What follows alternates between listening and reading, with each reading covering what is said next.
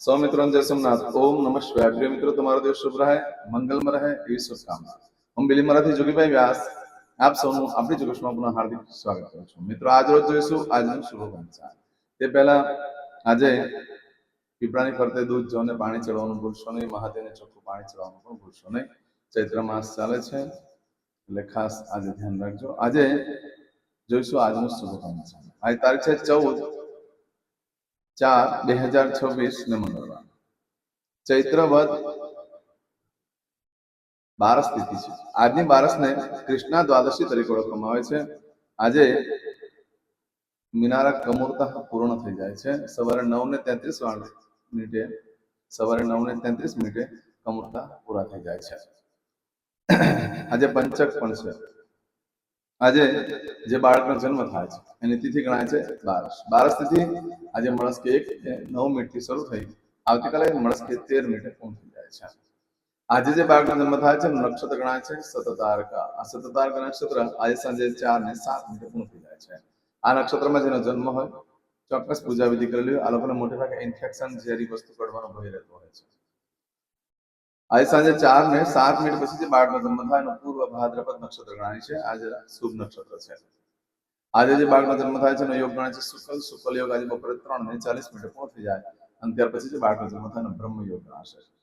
આજે જે બાળકનો જન્મ થાય છે એનું કરણ ગણાય છે કૌલો। કૌલો કરણ આજે બપોરે 12:47 પૂર્ણ થઈ જાય અને ત્યાર પછી જે બાળકનો જન્મ થાય એનું તેતિલ કરણ ગણાશે।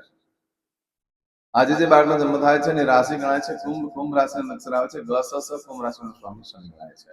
મિત્રો, આ કુંભ રાશિ આજે આખા દિવસમાં કોઈ પણ બાળકનો જન્મ હોય બધાની રાશિ કુંભ ગણાશે। આ કુંભ રાશિ 15 તારીખે સવારે 9:38 પૂર્ણ થાય છે। એટલા માટે ત્યાં સુધી જે બાળકોનો જન્મ થાય એ બધાની રાશિ કુંભ ગણાશે। રાશિ તિથિ નક્ષત્ર યોગ કરણનું બહુ જ મહત્વ છે।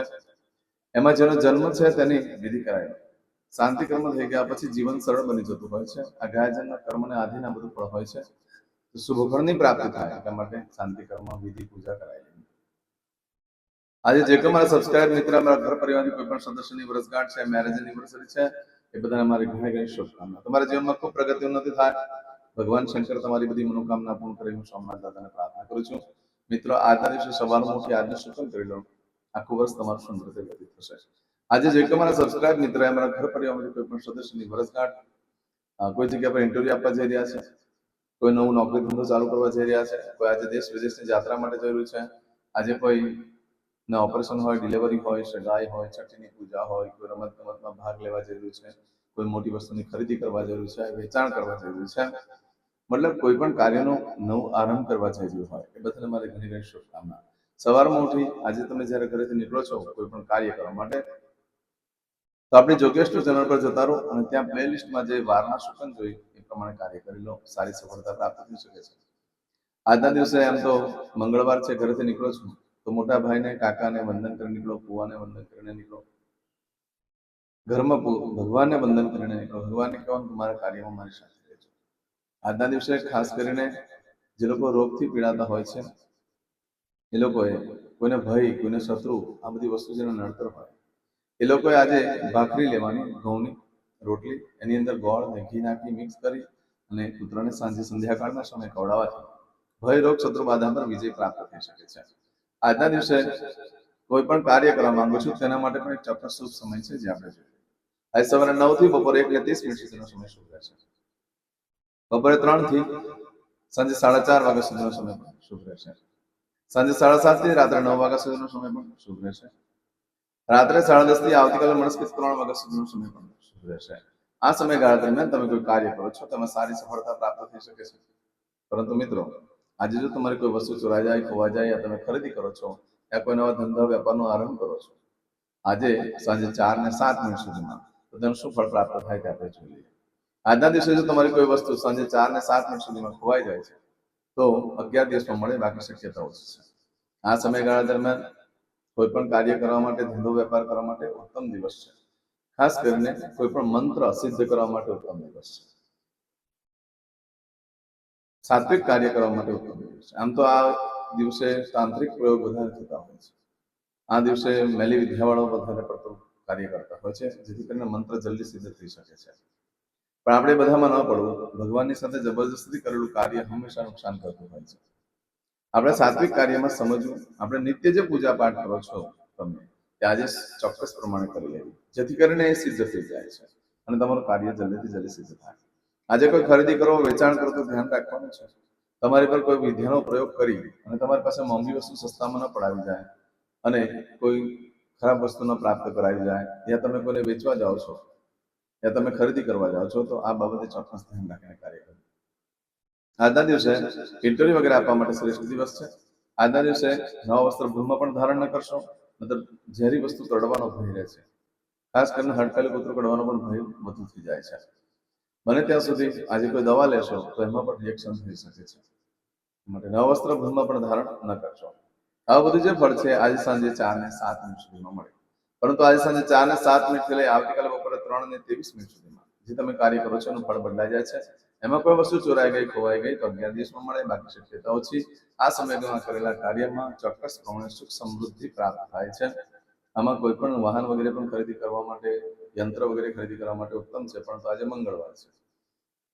મંગળવાર દિવસે ગૃહ પ્રવેશની ના છે, વાહન ખરીદવાની ના છે, યંત્ર ખરીદવાની પણ ના છે. આ સમયગાળા દરમિયાન તમે ઇન્ટરવ્યુ વગેરે આપી શકો છો, ઇલેક્ટ્રોનિક્સ વસ્તુ લઈ શકો છો. આ સમયગાળા દરમિયાન તમારે કોઈ પણ વેપાર વ્યવસાય તમે ચાલુ કરો છો તેમાં સુખ સમૃદ્ધિમાં વધારો થઈ શકે છે, એવા આજનો દિવસ છે. આજે નવા વસ્ત્ર ધારણ કરશો તો મોટે ભાગે કપડાં ભીના થઈ જશે. કોઈ પાર્ટીમાં ગયા હશો તો કપડાં ભીના થવાનું યોગ વધારે બનશે, તમારી પર પાણી ઢોળાઈ શકે છે. ચોમાસામાં વગેરેમાં ખાસ આ જ કપડાં પહેરવાનું થઈ શકે છે અને વરસાદથી પલળાઈ જવાય છે. વડીલોની અમાન્ય જળવાશે, જૂના શિક્ષકોને મળવાનું થાય નવા વસ્ત્ર ધારણ કરો તો. બાકી એકંદરે દિવસ આજે સામાન્ય છે. બને ત્યાં સુધી કોઈ મોટું કાર્ય કે કોઈ મોટા વસ્તુનો આરંભ ન કરશો. સામાન્ય દિવસ છે, નાના મોટા કામ હોય તે કરી શકો છો. આજે કરશો આજનો સંકલ્પ, ચમચીમાં પાણી લઈ લો. અદ્ય દિને માસરમ માસોત્તમ પરમ પવિત્ર ચૈત્ર માસે શુભે કૃષ્ણ પક્ષે દ્વાદશીયાયામ ભૌમવાસરણિતાયામ. હવે દરેક જણા પોતાનું સાચું નામ બોલી દો. તમારું ગોત્ર ખબર હોય તો ગોત્ર બોલી દેવાનું. પછી બોલવાનું છે અહમ, મમ, આત્મન, શ્રુતિ, સ્મૃતિ, પુરાણોક્ત, પુણ્ય, ફલ, પ્રાપ્તિ, અર્થમ, અપ્રાપ્ત, લક્ષ્મી, પ્રાપ્તિ, અર્થમ, પ્રાપ્ત, લક્ષ્મી, ચિરકાલ, સૌ, રક્ષણાત્મક, લોકેવા, સભાયામ, રાજદ્વારે, વ્યાપારે, વિદ્યા અભ્યાસે, દેશે વિદેશે, સર્વત્ર, યશ, કીર્તિ, વિજય, લાભાદि, પ્રાપ્તિ, અર્થમ, મમ, અખિલ, કુટુંબસ્ય, આયુ, આરોગ્ય, ऐश्वर्यादि, प्राप्ति, अर्थम, मम, जन्म, समय, तथा च विप्र, वृंदानां, जन्म, समय, जन्म, कुंडली, मध्ये, स्थित, ग्रहः, गोचर, ग्रहः, महादशा, अंतर्दशा, प्रत्यंतर्दशा, तथा च योग, युति, दृष्टि, मध्ये, शुभ फल, प्राप्ति, अर्थम, भय, रोग, शत्रु, बाधा, दोष, मारण, तारण, मंत्र, तंत्र, अरिष्ट, दोष, पीड़ा, निवृत्ति, अर्थम, भूत, प्रेत, पिशाचादि द्वारा रचित अरिष्ट, दोष, निवृत्ति, अर्थम, मम, सकल, मनवांछित फल. હવે તમારા મનમાં જે કઈ ઈચ્છા હોય તે બોલી જવાનું.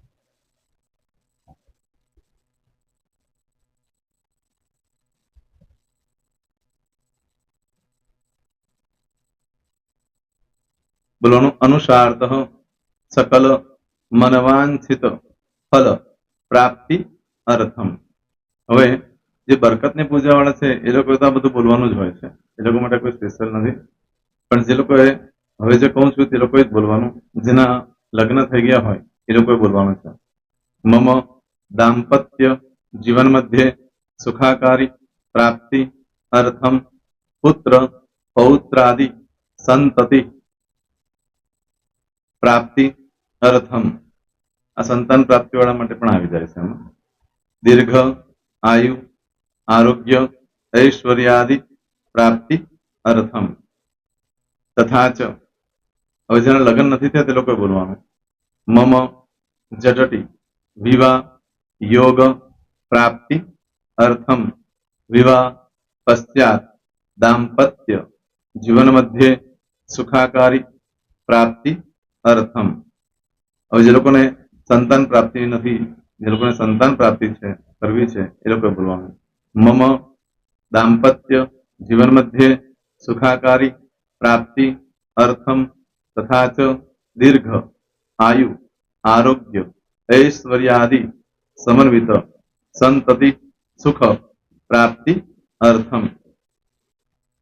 હવે જે અભ્યાસ કરી રહ્યા છો છોકરા વિદ્યાર્થીઓ છે તે લોકોએ બોલવાનું છે મમ વિદ્યા અભ્યાસ મધ્યે ઉત્તરો ઉત્તર પ્રગતિ ઉન્નતિ સાનુકૂળતા પૂર્વક દિવ્ય સફળતા પ્રાપ્તિ અર્થમ।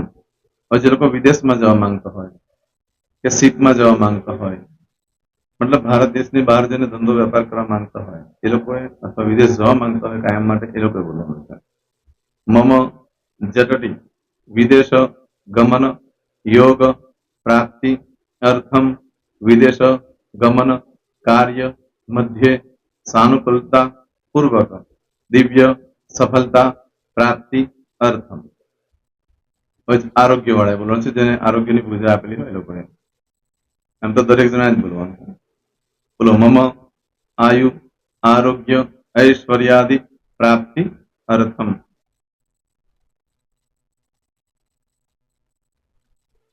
दरेक जना बोलवानुं सकल मनवांछित फल प्राप्ति अर्थम अद्य दिने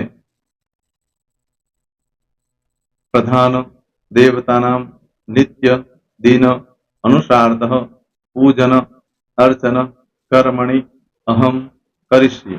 पाणीवाળી થાળીમાં પાણી મૂકી દેવાનું છે।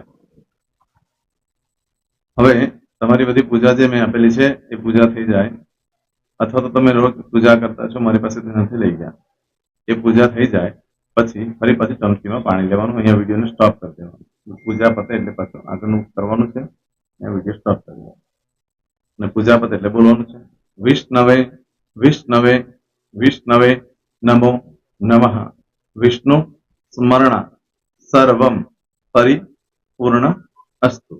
एतानि गंध पुष्प धूप दीप नैवेद्य तांबूल दक्षिणा प्रदक्षिणा सहित प्रणु मम सकल मनवांछित फल प्राप्ति अर्थम पूजन अर्चन प्रियतान न मम। पाणी मूकी देवानुं पाछुं पाणी लेवानुं पूजन अर्चन ब्रह्मार्पणमस्तु। नीचे जमीन पर पाणी मूको एमां आंगળી ઘસી કપાળમાં તિલક કરી દો। કપાળમાં जमीन पर पाणी मूक्યું છે એમાં ત્યાર પછી ભગવાનને કહેવાનું કે હે પ્રભુ આજે પૂજા કરતા કોઈ પણ પ્રકારની ભૂલચૂક થઈ ગઈ હોય તો અમને ક્ષમા કરજો। અમે તમારા બાળક છીએ પ્રભુ તમારો ખૂબ આભાર માનું છું આજે મારી પાસે તમારી પૂજા કરાવી મારી મનોકામના પૂર્ણ કરી। प्रार्थना કરી દો જગ્યા પરથી ઊભા થઈ શ્રીનારાયણ ભગવાનને પાણી ચડાવી દો અને નિત્ય કર્મ જે કરતા હોય તે કરો। જય સોમનાથ। તમારો દિવસ શુભ રહે, તમે અને તમારો પરિવાર સુખી રહે, સંપન્ન રહે, સુરક્ષિત રહે એ ભગવાન સોમનાથ દાદાને પ્રાર્થના। તો મિત્રો તમે મારા વિડીયોને લાઈક ના આપી હોય તો સૌથી પહેલા લાઈક આપી દો અને ત્યાર પછી જો તમે મારી આ ચેનલ સબસ્ક્રાઇબ ન કરી હોય તો સૌથી પહેલા સબસ્ક્રાઇબ કરી લો અને બેલ આઇકોન ઓલ પર ક્લિક કરવાનું ભૂલશો નહીં જેથી કરીને સૌથી પહેલા નવી વિડીયો જે કંઈ મૂકું એ તમને મળે। મિત્રો કંઈ પણ મૂંઝવણ હોય તો મને આ નંબર પર તમે ફોન કરીને પૂછી શકો છો। મારો મોબાઈલ નંબર છે 9825546459। મિત્રો કોમેન્ટ્સમાં જય સોમનાથ લખવાનું ભૂલશો નહીં। ફરી પાછા નવા વિડીયો સાથે મળીએ, ત્યાં સુધી સૌને જય સોમનાથ।